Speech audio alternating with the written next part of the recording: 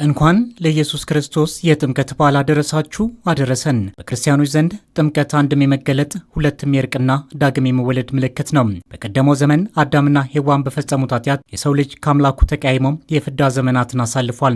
ዳሩ ግን ሰው በኃጢአቱ ልጅነቱን ቢነጠቅም እስከ ወዲያኛውም ጠፍቶም አልቀረም። አባቱን ያስከፋ ስህተት ቢሰራም እስከ መጨረሻው ተረግሞ አልኖረም። አጥቶ የነበረውን የልጅነት ጸጋ በክርስቶስ ዳግም ተቀብሏልና ክርስቶስ በፈለገ ዮርዳኖስ የተገኘው እሱ ራሱም ኃጢአት ኖሮበት አይደለም። ይልቁንም በኃጢአት እድፍ ለቆሸሸ የሰው ልጅ የእርቅ መንገድ ለመሆን እንጂ።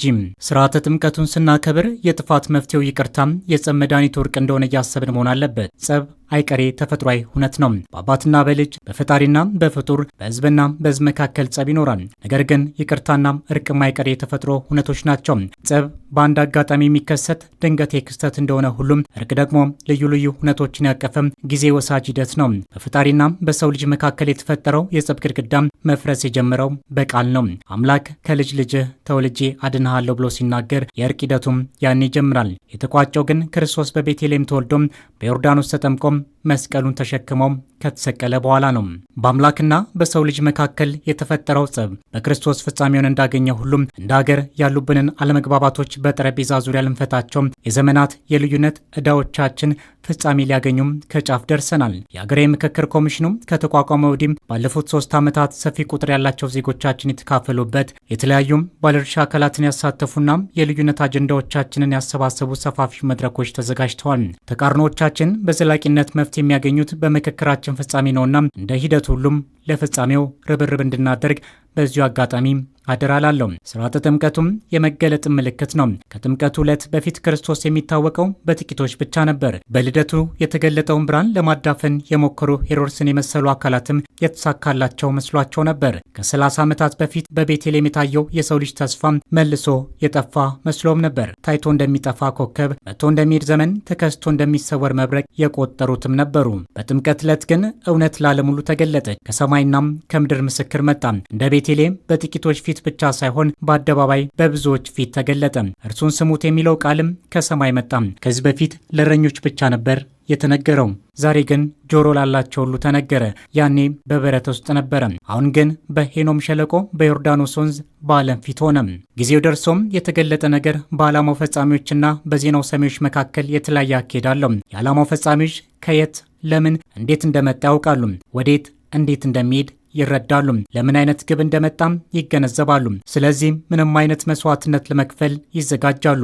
አንድ ሆኖም የበራው ሻማም ቀስ እያለ እልፎችን ሲያቀጣጥል ይታያቸዋል። በደመናት ውስጥ የፈነጠቀው ፀሐይ ቀስ እያለ ደመናውን ሲገላለጥ ይታያቸዋል። ከአንድ እንጨት የተለኮሰው እሳት ቀስ እያለም ሲንቦጎቦግ ይታያቸዋል። ዜናውን የሚሰሙት ግን እንደዚህ አይደሉም። ሂደቱን የገመገሙት ባገኙት መረጃ መሰረት ብቻ ነው። ዜናው የቀዘቀዘ ሲመስላቸው ጠፍቷል ብለው ያምናሉ።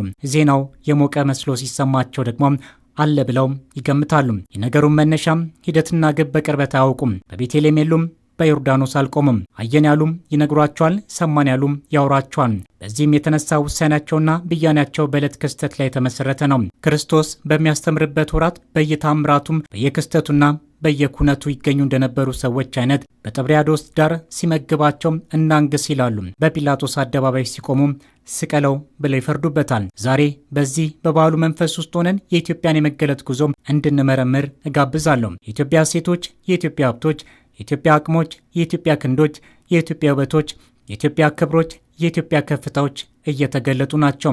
ለውጡ ከመጣ ጀምሮም ላለፉት ጥቂት ዓመታት መሰረቱን ስንሰራ ነበር። የብሉይን ዘመን ስናድስ የአዲሱን ዘመን ስንረስስ ነበር። የኦሪቱን ዕዳም ስንደመስስ የአዲሱን መንዳም ስናስስ ነበር። የያዘንን ትብታብ ስንበጥስ የለያየንን ግንብ ስናፈርስ ነበር።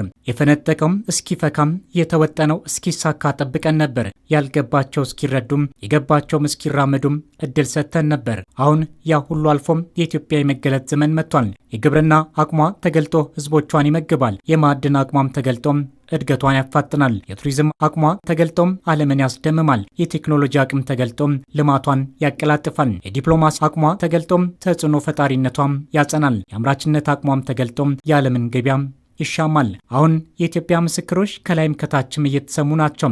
በቤተልሔም ለጥቂቶች ተገልጦ የነበረው የኢትዮጵያ ታላቅነት ዛሬ በዮርዳኖስ ለዓለም ሁሉ እየታየ ነው። ከእንግዲህ የተገለጠችውን ኢትዮጵያን መስማት ግድ ነው። በዮርዳኖስ ስንገለጥ እያዩም በምኩራብ የቀሩት አካላት ብዙ ቢናገሩም አይገርመንም። እኛ የሐዲስ ሰዎች ነን። ብዙ ነገሮችን ቀይረናል፣ አድሰናል። እነርሱ የኦሪት ሰዎች ናቸው። ባልታደሱ ጎዳናዎች፣ ባረጁ ከተሞቻቸው፣ በደከሙ ቅጥሮቻቸው ውስጥ ይኖራሉ። ኢትዮጵያ እንደሆነች ከቤተልሔም ወደ ዮርዳኖስ፣ ከዮርዳኖስ ወደ ቆሮንቶስ፣ ከቆሮንቶስ ወደ ደብረ ታቦር፣ ከደብረ ታቦር ወደ ቀራኒዮም፣ ከቀራኒዮም ወደ ደብረ ዘይት እያለች መጓዟን ትቀጥላለች። ከእንግዲህ እያረገች ትሄዳለች እንጂም ወደ አሮጌው መንደሮቿም አትመለስም። የፈርዖን አስማተኞች የሚፈጥሩት አስማትና መተት ከእንግዲህ አያስፈራትም። ባህር እንዴት እንደሚከፈል በዮርዳኖስ አይታለችና ይህ ዘመን ያለ ጥርጥር የኢትዮጵያ ዘመን ነው። ከኢትዮጵያ እውነት ጋር የሚራምዱ ሁሉም ከኃይል ወደ ኃይል ይራመዳሉ። ይህን የተረዱ ብዙዎች ከውጭም ከጫካም ወደ ኢትዮጵያም እየመጡ ነው። ኢትዮጵያም እየተቀበለቻቸው ነው። የቀሩት ብዙዎች ደግሞ የጊዜ ጉዳይ እንጂም እንደሚመጡ እናምናለን። ከጥፋት ልጅ በቀር ማንም ከኢትዮጵያ እውነት አይቀርም። እምነታችን፣ ስርዓታችን፣ ባህላችን፣ ቋንቋችን፣ ዜማችን በአጠቃላይ ህብረ ብሔራዊነታችን በአደባባይ ለሚገለጥበት የኢየሱስ ክርስቶስ የጥምቀት በዓል በድጋሜ እንኳን አደረሳችሁ። ኢትዮጵያ በልጆቿ ጥረት ታፍራና ተከብራ ለዘላለም ትኑር። ፈጣሪ ኢትዮጵያንና ህዝቦቿን ይባርክ። ጥር 10 ቀን 2018 ዓ.ም